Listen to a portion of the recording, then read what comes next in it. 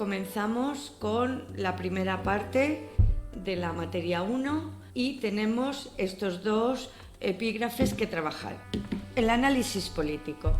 ¿Qué es el análisis político? El análisis político abarca un conjunto de operaciones que, partiendo de la realidad, construye de forma abstracta una serie de teorías, las cuales habrá que verificar o comprobar volviendo a la realidad. Esas operaciones, en el análisis político, como en otros campos de la ciencia, pasan por la observación, la descripción, el análisis, el diagnóstico y la explicación. En todos los casos tenemos que el análisis político tiene las mismas características que cualquier otro campo de la ciencia. ¿Por qué? Porque ha de realizar un conocimiento que siempre ha de ser racional, inquisitivo y verificable. ¿Qué quiere decir que el conocimiento que obtengamos de nuestro trabajo en el análisis político tenga estas tres características? Quiere decir que, en primer lugar, ha de estar basado en argumentos. En segundo lugar, que ha de ser inquisitivo, que quiere decir que estará formulado a partir de nuestras preguntas. Si no nos hacemos preguntas, podemos afirmar cualquier cosa. Nuestras preguntas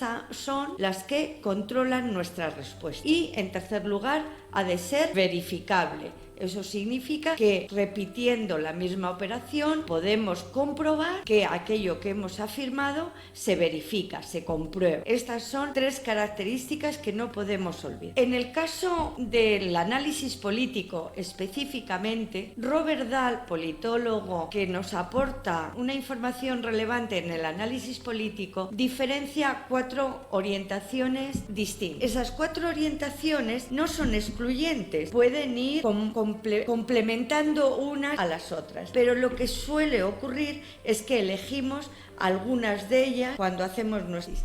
No obstante, veremos qué quiere decir cada una de esas orientaciones. Cuando hablamos de la orientación semántica, estamos hablando de definir conceptos. Eso es lo que significa la orientación semántica. Tenemos que definir y establecer los significados de las palabras que vamos a emplear, entre otras cosas, para intercambiar un conocimiento científico que es compartido por esa comunidad científica, en este caso de los politólogos o los estudiosos de la ciencia de la administración y, en conjunto, de las ciencias sociales. La segunda orientación tiene que ver con lo que llamamos normativo. ¿Y qué es lo normativo? Es el deber ser. Lo normativo significa que estamos señalando cuáles son los aspectos a los que queremos llegar. ¿Cuál es la ciencia normativa por excelencia? El derecho. El derecho nos dice el deber ser de la convivencia, el deber ser de las reglas. No quiere decir que en la realidad luego esas normas se apliquen absolutamente, pero en las normas están nuestros valores, nuestro deber ser. Cuando decimos que la Constitución tiene valores superiores, cualquier Constitución, pues estamos señalando el deber ser de esa. La tercera orientación es la empírica, es decir, aquella que tiene que ver con la observación de la realidad. Aquí es donde tenemos que ser más rigurosos, no cabe interpretaciones. Lo único que hay que hacer es mirar con precisión, con lupa, lo que nos muestra la realidad. La cuarta orientación es lo que se denomina propiamente política, y quizá esta sea la que muchas veces se ignore más o no se tenga con claridad, sobre su contexto. ¿Qué quiere decir la orientación propiamente política? Quiere decir que vamos a señalar algún aspecto de la realidad y vamos a hacer alguna propuesta para que mejore esa realidad en el futuro. Eso es a lo que Robert Dahl llama lo propiamente político. Es cuando trabajamos en un organismo del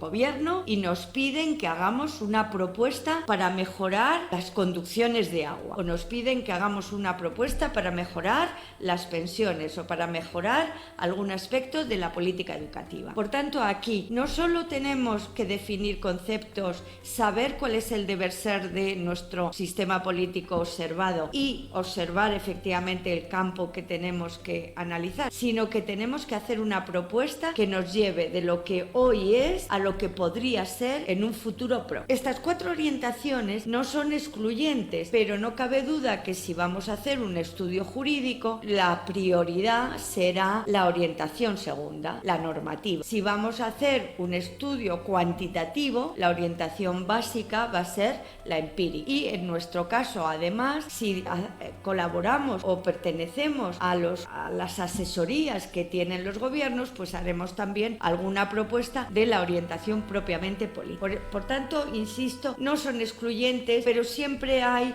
alguna que es preferente. De las 4 orientaciones señaladas, la propiamente política es la que va a dar respuesta a qué hacer o cómo actuar con acierto ante una situación política. Así que las preguntas, el tipo de preguntas que nos haríamos en este campo sería la siguiente. Por ejemplo, ¿cómo actuar con acierto en el punto álgido de la incertidumbre que parece caracterizar la vida política en un determinado aspecto, la transparencia, y en un determinado país, siempre que establezcamos un tiempo específico? No lo podemos hacer en general porque entonces tendríamos algo más que una acción política.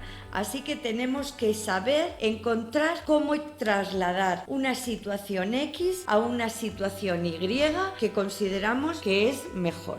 Paso al segundo epígrafe de los aspectos que podemos tratar, y es el concepto de la política y los instrumentos de la política. La política, nos dice Runciman, un politólogo inglés actual, que nos dice que es precisamente la política la que nos permite vivir juntos siendo diferentes. Por tanto, en este enfoque, la política es un método de arbitraje para la convivencia, y el poder es el instrumento que tiene la política para poder llevar a cabo sus objetivos. Es, por tanto, el instrumento más general que tiene la política. La acción política es un tipo de acción muy peculiar. Es aquella que se caracteriza por las relaciones de poder, porque emplea ese poder para tomar decisiones. Me pueden decir ustedes que el poder está en todas partes, que hay un poder familiar, que hay un poder social, que hay un poder económico. ¿Qué tiene de peculiar este poder y por qué es tan importante? Porque este poder tiene el monopolio legítimo de la violencia. Eso es lo que hace que la acción de la política pueda acabar tomando decisiones, porque si no viviríamos en un eterno debate. La política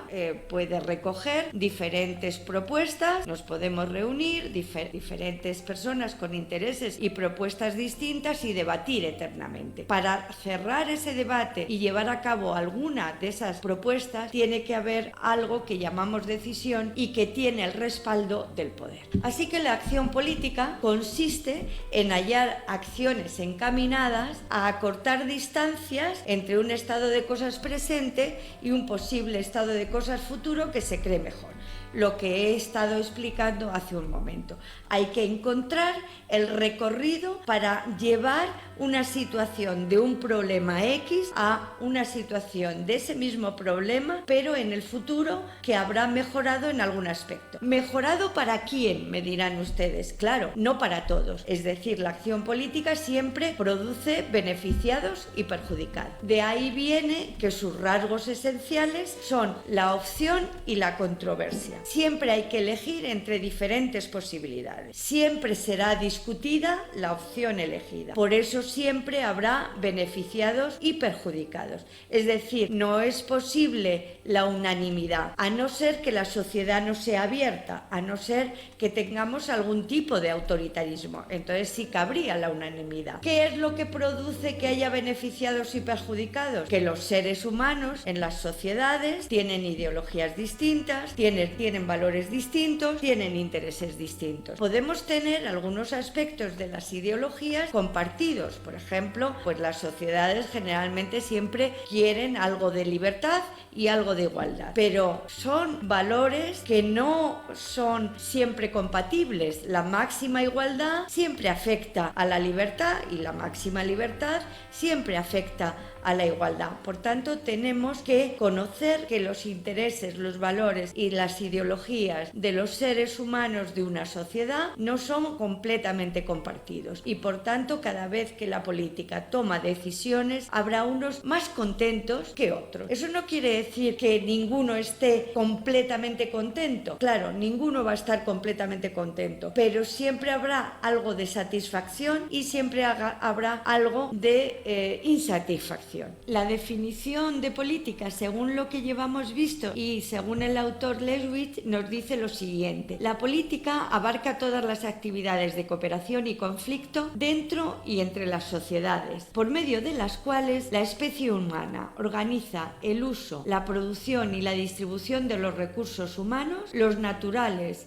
y los otros, en el transcurso de la producción y reproducción de su vida biológica y social. Por tanto, aquí el autor lo que nos está diciendo es que la política abarca todas las actividades que tienen que ver con los bienes colectivos. Si una sociedad tiene un sistema democrático basado en el estado del bienestar, esos bienes colectivos van a ser muchos, porque van a tener que ver con todas las políticas públicas, bien políticas sociales, bien políticas económicas. Por tanto, va a tener un campo muy amplio, no solo la distribución de los recursos estrictamente naturales, sino también la redistribución de los recursos, por ejemplo, a través del control de los impuestos sobre la renta de las personas físicas, haciendo una redistribución para favorecer a los menos favorecidos. O un sistema político que no tenga políticas de bienestar y que sea más bien una democracia estrictamente liberal, la política va a abarcar menos campo, va a tener que ver con esos mismos aspectos, pero va a tener un campo menor de actuación. Por tanto, la ventaja de esta definición lo que nos facilita es que abarca sociedades y sistemas políticos diferentes. Nos permite entender que la política tiene unas actividades de cooperación y conflicto muy amplias o más reducidas. En cuanto a los instrumentos de la política, como conclusión, presento este texto de este autor, Runciman, que nos dice lo siguiente: la particularidad de la política radica en la relación duradera que se establece entre consenso y coacción. La política presupone un pacto colectivo sobre el empleo de la fuerza. La existencia del pacto hace que la fuerza no siempre resulte necesaria, pero la existencia de la fuerza hace que el pacto no siempre baste. Por eso nos dice Runciman, la política requiere ambos elementos. A continuación, muchas gracias.